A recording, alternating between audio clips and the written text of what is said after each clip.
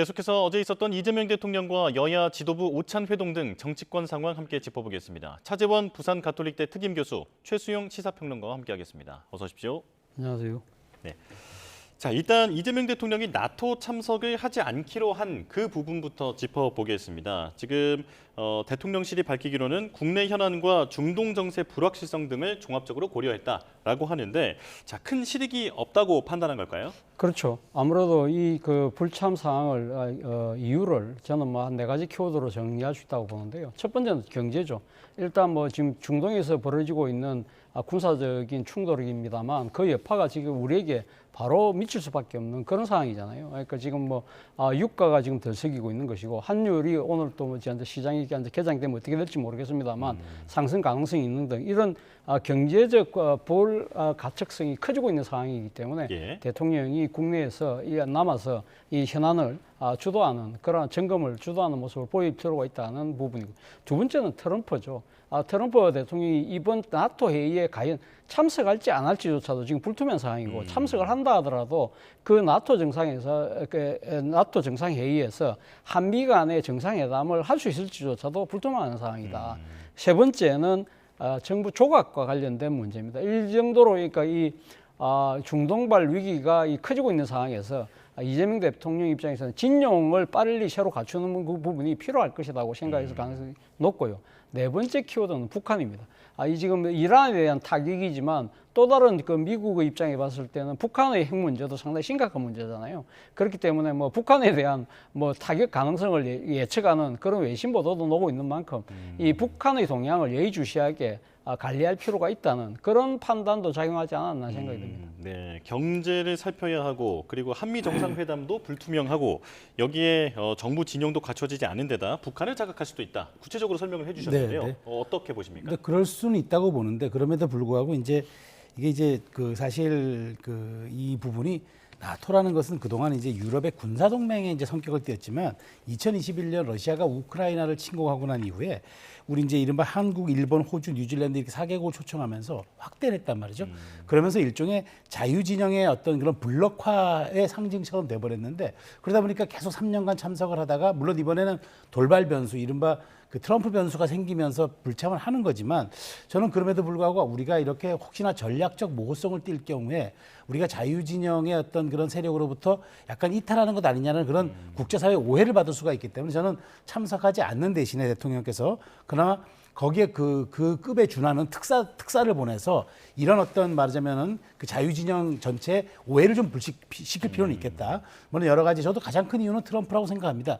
가서 만일 이번에도 또 나토까지 갔는데 한미 정상회담이 불발되거나 또 하나 한다 하더라도 관세라는 아주 미묘한 그런 이슈가 등장하면서 이재명 대통령이 곤란한 처지에 있을 수 있기 때문에 그런 어떤 전략적 모호성에 대해서는 이해 못하는 바는 아니지만 그에 상응한 어떤 보조적 조치가 있어야 되고, 그다음에 그런 부분들이 우리 국익 전체와 앞으로 우리 외교의 방향에 오해라든가 이런 어떤 그런 것들 불식시킬 수 있는 그런 좀 보조적 장치라든가 그런 어떤 보완적 장치, 그런 제도들이 좀 있어야 되겠다, 그런 생각을 갖고 있습니다. 예, 자유진영 국가들의 우려를 좀 불식시킬 수 있는 그런 보조적 장치가 필요하다라고 말씀을 해주셨고요.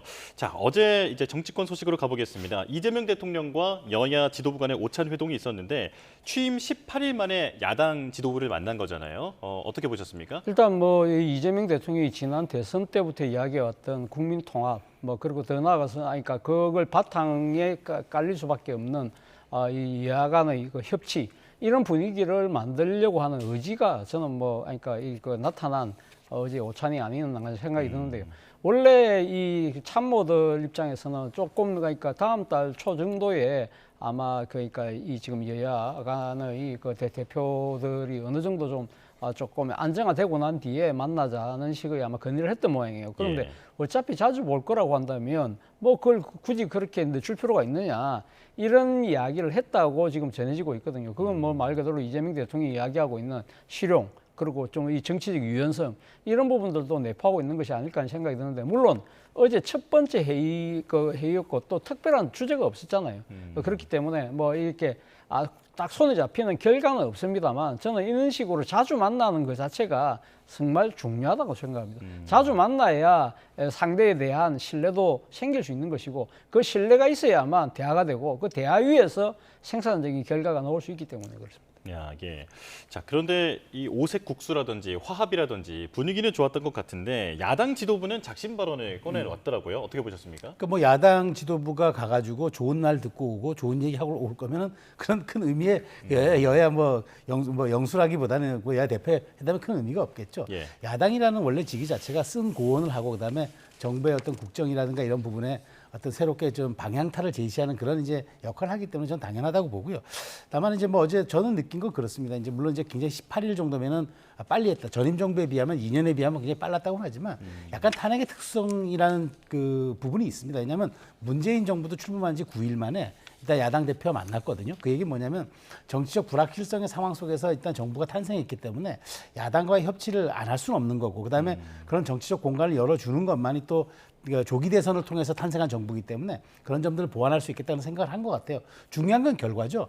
우리가 정치에서 선의를 가지고 모든 것이 해결되는 경우는 없습니다. 다 좋은 의도를 갖고 하는데 그게 이제 과정이 괜찮고 그다음에 결과가 반드시 좋냐 이런 것들이 이제 우리가 따져야 될 문제인데 협치의 시도는 좋습니다. 뭐 우리 흔히 이제 속담에 천리끼도 한 걸음부터 첫술에 배부르냐 이런 말이 있으니까 앞으로 잘 진행해 나가면 될 일인데 근데 이렇게 야당 얘기를 그냥 경청하는 듯한 모습만 보여주고 그다음에 거기에 대한 어떤 뭐랄까 배려, 양보 이런 게 전혀 없이 그렇게 말하자면 그런 보여주기식의 양자의 정상회담이라면은 그것은 말 그대로 야당을 들러리 세우는 것 아니겠습니까? 그러니까 저는 이제 야당이 요구했던 것들 뭐 김민석 후보 청문회라든가 법사위원장 양보라든가 뭐 이런 여러 가지 정치 현안들에 대해서 손바닥도 마주쳐야 소리가 나는 법인데 이런 부분들 앞으로 얼만큼 원내 민주당에 있는 새로운 지도부가 8월에 등장하겠지만 원내대표단 이런 부분들이 얼만큼 성실하게 좀 야당과 협상하면서 양보할 건 양보해 주냐 그 열어주는 정치적 공간에 따라서 앞으로 이런 말하자면 회담도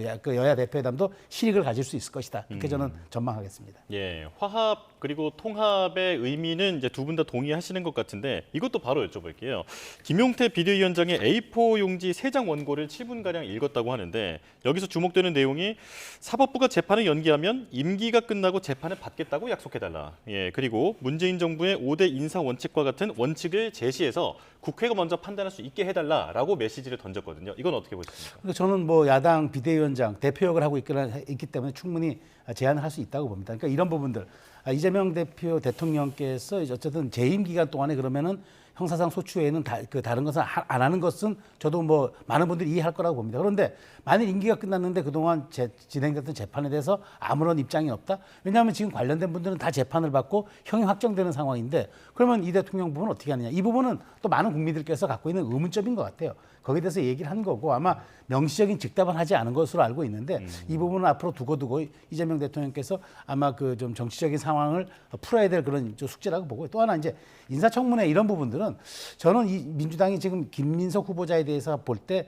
이게 시간만 벌면 좀 될 것 같지 않나 이렇게 지금 약간 아니한 생각을 하고 있는 것 같은데 어쨌든 저는 뭐 이런 청문회라는 과정은 뭐 민주당이 과반을 갖고 있으니까 통과를 할 수 있더라도 중요한 건 국민적 눈높이나 여론에 맞지 않을 때 이것이 이재명 정부 골든타임에 국정 동력의 발목을 잡을 수가 있기 때문에 이런 부분도 민주당 지도부는 고려해야 한다. 그런 측면에서 김용태 비대위원장이 제안한 것으로 저는 생각이 됩니다. 예, 임기 후 재판 받아라. 네, 그리고 인사 원칙 제시해달라. 어떻게 보셨습니까?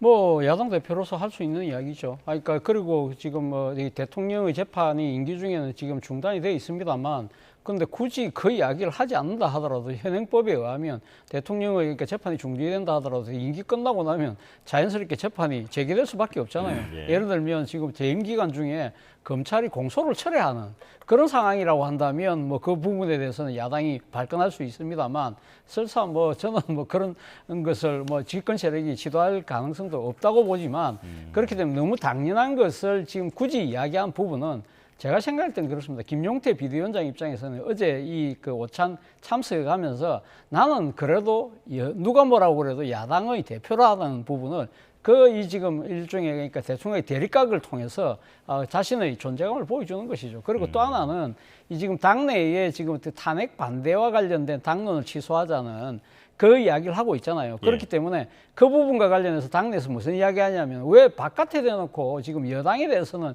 이야기 안 하고 왜 내부적으로만 총질을 하느냐는 식의 시각이 있잖아요. 그렇기 때문에 대통령에게 굳이 이렇게 강한 목소리를 함으로써 나도 지금 대통령이 할 말을 하지 않느냐는 나름대로 야성, 선명성을 보여주는 그런 측면도 있는 것이고요.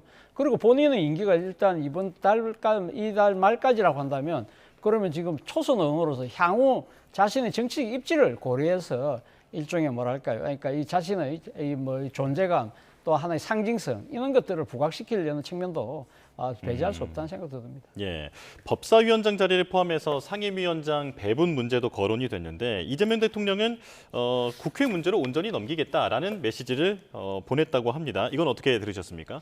일단 뭐 대통령이 지금 국회 내에서 여야 협상에 대해서 감나라 변화를 할 수 있는 상황은 아니잖아요. 이것이 만약에 지금 야당 대표 한 명과 단독 회담이라고 한다면 이런 부분들은 뭐 그것도 그런 논의 선상에서도 이 지금 상임위원장 배분 문제가 대통령이 직접 이야기하는 것은 상당히 조금 저는 제가 생각했을 때는 대통령 월권이라는 측면도 분명히 있을 수 있거든요.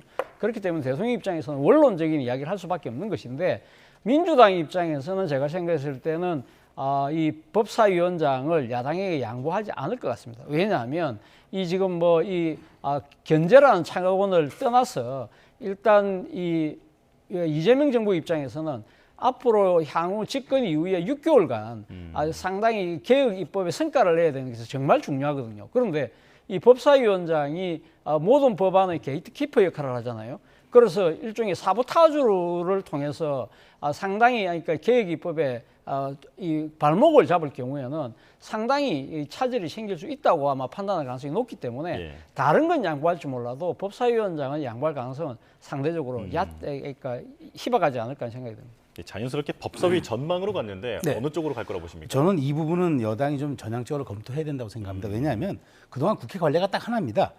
제1당이 국회의장, 제2당이 법사위원장, 그리고 이제 집권당이 대통령 비서실을 감사할 수 있는 운영위원장. 이게 3대 원칙과 그 말하는 원칙과 어찌 보면은 관행 같은 그런 거였는데 근데 2년 동안 한 건 맞아요. 2년 동안 법사위원장은 민주당이 간 건 맞아요. 그런데 야당이었으니까. 그런데 저 중요한 거는 이제 상황이 바뀌었잖아요.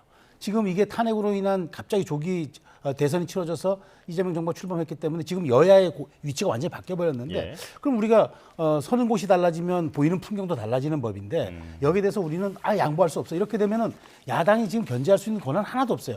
지금 국회에서 야당이 법안에 대해서 견제하거나 시간을 끌 수 있는 거는 딱 하나입니다. 필리버스터인데 그것도 72시간이 지나버리면은 무효화돼 버려요. 그러니까 야당은 과거에는 여당 시절에는 대통령 거부권이라도 있었지만 지금은 아무것도 없기 때문에 자 그렇다면 그 게이트키퍼 같은 법사위원장 물론 법사위원장 갖는다 하더라도요.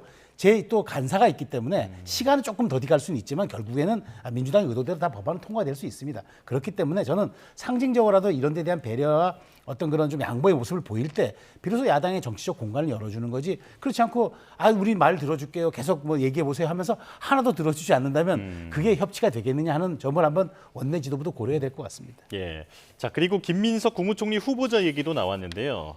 송원석 국민의힘 원내대표는 사실상 지명 철회를 요구를 했는데 이재명 대통령은 청문회를 잘 지켜보자 이렇게 대답했다고 합니다. 어떻게 보셨습니까? 나름의 일관성을 그대로 견지한 것이죠. 그러니까 지난번 이 G7 회의 참석자 가는 비행기 안에서 기내 간담회에서도 이 이야기가 나왔잖아요. 기자들 질문했을 때 본인이 직접 김민석 후보자에게 물어봤다는 거지 않습니까?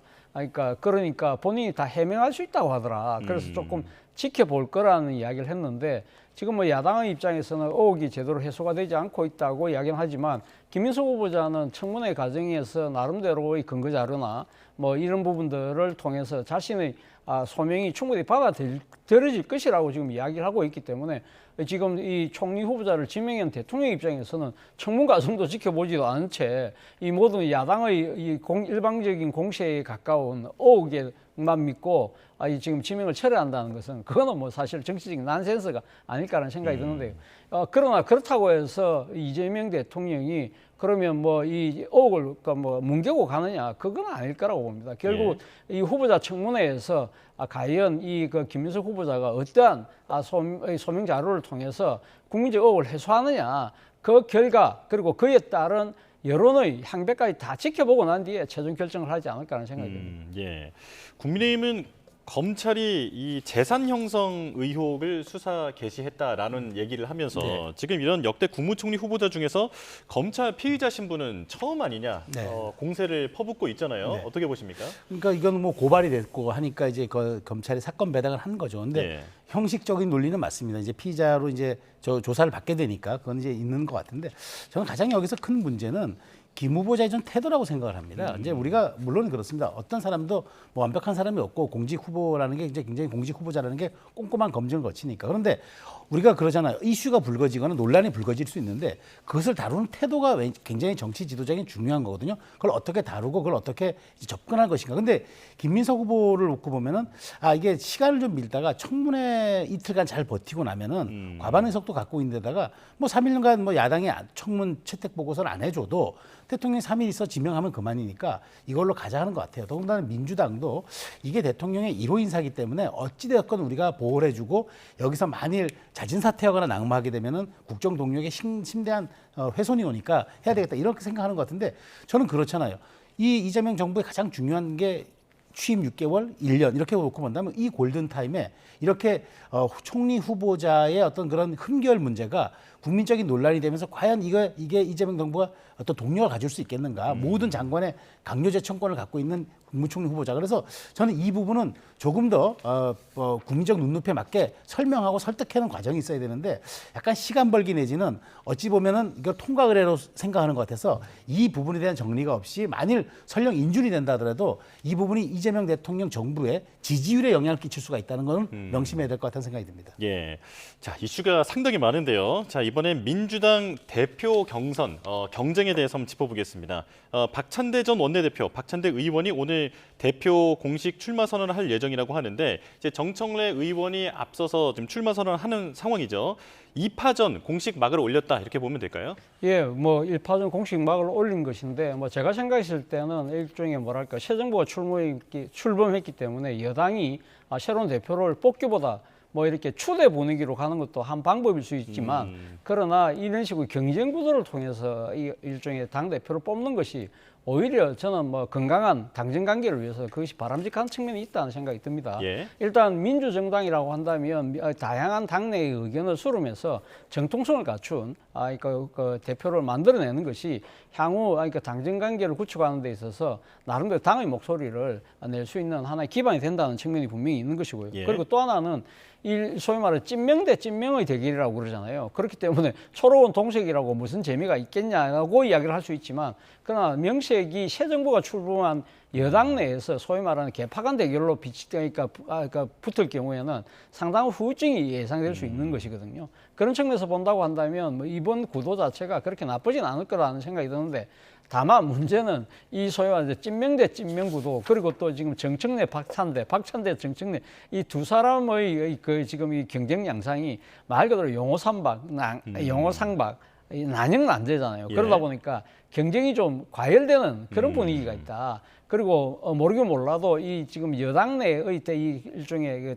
당권 경쟁은 결국 차기 일을 둘러싼 헤게모니 싸움으로 비화될 가능성이 있기 때문에 그런 부분을 얼만큼 잘 절제하느냐가 상당히 중요한 포인트가 아닐까 하는 생각이 듭니다. 네, 차 교수님 말씀은 경쟁은 바람직해 보이는데 이제 민주당 당 내에서는 경쟁이 과열되지 않을까 좀 우려를 하고 있는 상황입니다. 현 상황 어떻게 보고 계십니까? 결과적으로 두 분 중에 누가 되더라도 충성심이 누가 1위였는가를 결국 가늠하는 지표가 될 거다. 지금 근데 저는 이번 8월 전대를 보면서 도대체 그 민주당은 과거 정부, 그러니까 윤석열 정부로부터 무엇을 반면교사 삼는가 이런 생각이 들어요. 이제 윤석열 정부가 초기부터 이른바 당정 일체론을 얘기하면서 파멸의 길로 접어드는 겁니다. 대통령의 말이 곧 법이고 법이 곧 민심이고 민심이 당심이고 뭐 이런 식의 그때 논리들이 있었잖아요. 근데 이게 말 그대로 1인 전행으로 가던 정치가 어떻게 됐습니까? 결국은 이제 파면이라는 이제 정말 탄핵의 길로 접어들었는데, 근데 여기에서 똑같이 얘기합니다. 무조건 이재명 정부의 성공을 해서 한다. 정청래 의원은 심지어 이재명이 정청래고 정청래가 이재명이다 얘기하고, 그다음에 박찬대 전 원내대표는 심지어 3칸 넘어가는 이재명 전 대통령, 그러니까 대표실의 방을 물려받아서 나는 이제 대표도 물려받을 거라는 시그널을 보냅니다. 이게 과연 대표가 되겠다는 분들의 모습인가, 이런 측면을 놓고 보면은 저는 이렇게 물론 권리당원 55와 대의원 15, 그다음에 국민 참여 30이라는 이 룰 구조가 약간 이런 것도 부추기는 측면이 있습니다만은, 과도한 이런 당정 일체론의 이 정말 그 독주는 저는 굉장한 그 말하자면 독이 될 수도 있다라는 부분을 명심해야 될 것 같습니다. 예.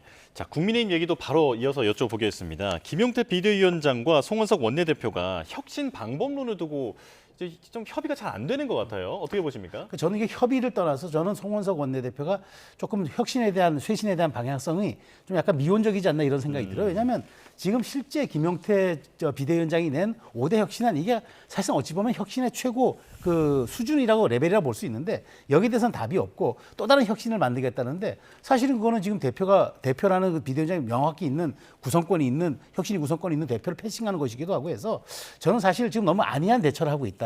정말 쇄신의 골든 타임, 그다음에 당 혁신의 이런 중요한 시기를 허비하고 있는 게 아니냐 생각이 들어서, 이 부분은 정말 구주류의 기관이라는 소리가 듣지 않게끔 좀 강도 높은 작업이 필요한 시기라고 생각이 됩니다. 예. 교수님 의견 어떠십니까?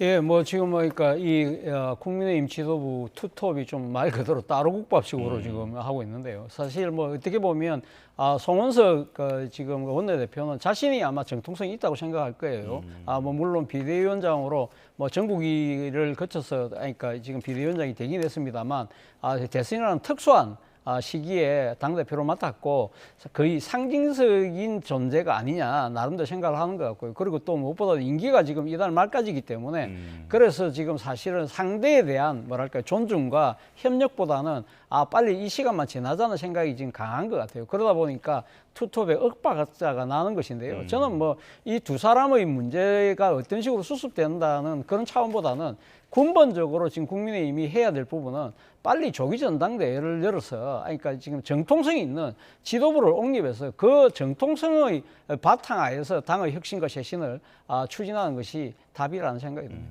알겠습니다. 여기까지 듣겠습니다. 차재원 부산 가톨릭대 특임 교수, 최수영 시사평론가와 함께했습니다. 고맙습니다.